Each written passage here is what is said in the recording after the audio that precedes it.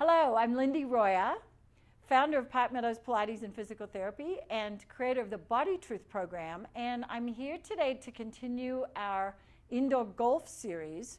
If you've been following along, we've worked our way up from the ground talking about different parts of the body and how to keep them in good condition so that in a couple months or maybe less, when we start swinging a golf club again, going out to the practice ground, you'll be in really good shape to be able to move your body in a way that is going to cause you less injury and less stiffness. The last piece that I want to look at as an individual component before we move into putting all this back together again is the neck and the head. We're all very aware of how important head position is in golf. And I don't know about you, but I think that was the first thing I ever learned was keep your head down and watch the ball. Keep your eye on the ball was something that people said when I was a kid, and they still say it now. Keep your eye on the ball. The only way that you can keep your eye on the ball is to be able to maintain your head in space while the spine turns underneath in both directions. So even though your head is not moving in a golf swing, you are actually moving the spine underneath it.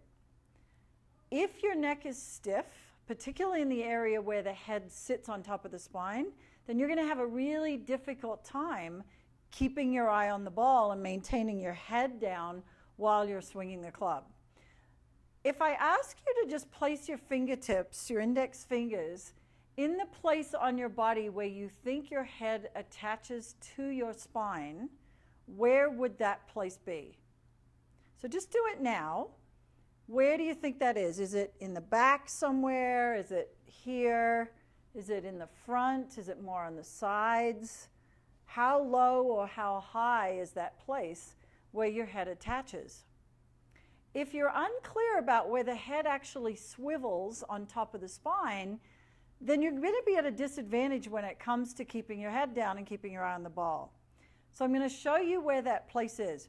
Take your index fingers again, and you're going to slide them up behind your ears, and I'm just behind and underneath my earlobe here on the left side, same thing on the right.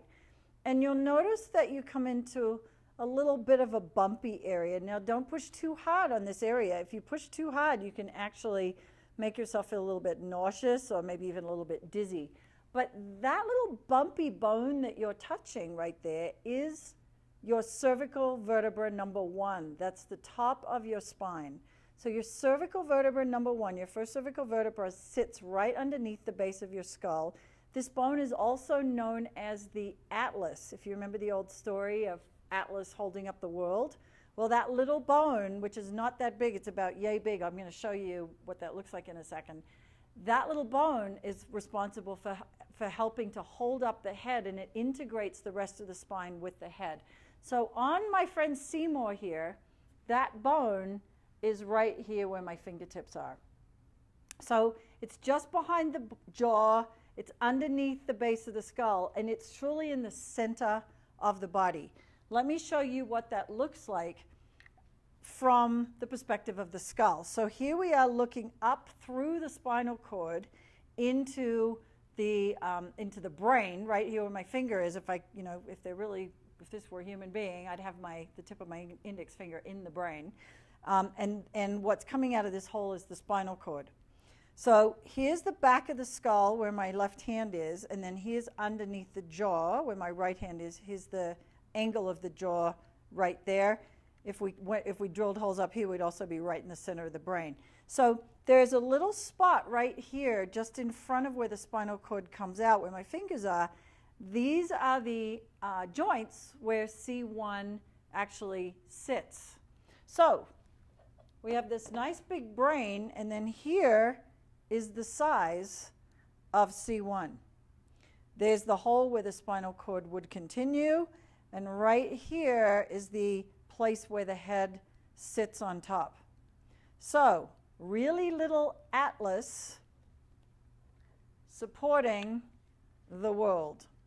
So it looks like, if I can manipulate this while I'm still videoing and not drop the poor skull, this is what it looks like. So we have this little bone holding up the head. This little bone is therefore dependent on all the other little bones underneath it, which is why we spent some time talking about the spine. The alignment of the legs, the pelvis, the spine dictate how this thing holds up the head. Here's what I'd like you to do this week. You're going to place your fingertips on the outside of C1 very gently, and you're just going to nod your head forward and back. As you nod your head, this is one of my favorite images, imagine that your head is a golf ball and C1 is the top of a golf tee. I'm sure that you will be brilliant at creating that image because you've looked at it so many times. When my head goes back, the underside of the golf ball is actually coming forward. When my head goes forward, the underside of the golf ball, which is my skull, is actually going back. So that's the first thing you're going to do. The second thing you're going to do is you're going to just gently start to rotate your head side to side. And now you're imagining the golf ball spinning on top of the golf tee.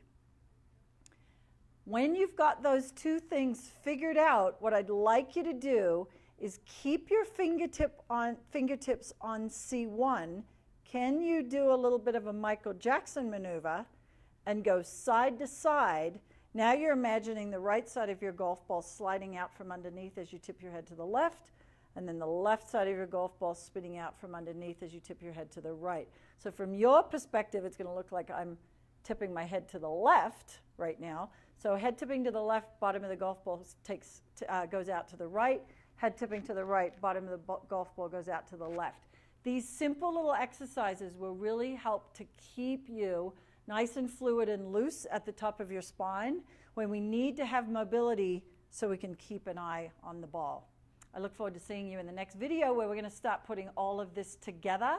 If you're interested in what we do here at Park Meadows Pilates and Physical Therapy, the information is at the end of this video. Give us a call. We love doing golf assessments to get you ready for the season. I'll see you in the next video.